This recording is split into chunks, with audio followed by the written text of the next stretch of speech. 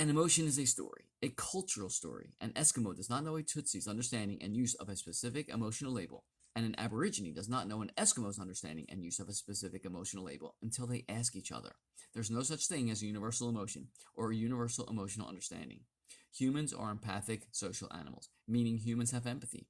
Empathy means to identify with another's feelings. Those feelings are called emotions. A modern understanding of an emotion is that it is a cultural specific story.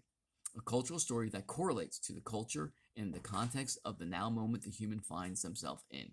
In other words, every single emotion for an Eskimo and a Tutsi and an Aborigine is different.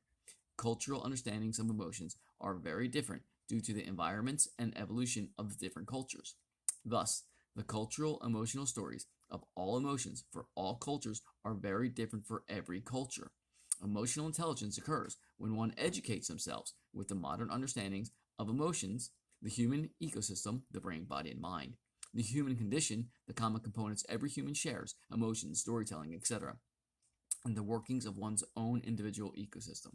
The source of human emotional regulation, rational thinking, and executive functions is the prefrontal cortex.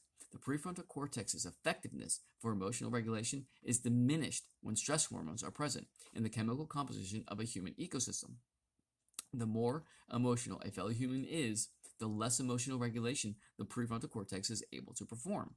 When stress hormone levels are reduced, the more emotional regulation the prefrontal cortex is able to perform, increasing emotional balance for the human ecosystem's brain structure and chemical composition.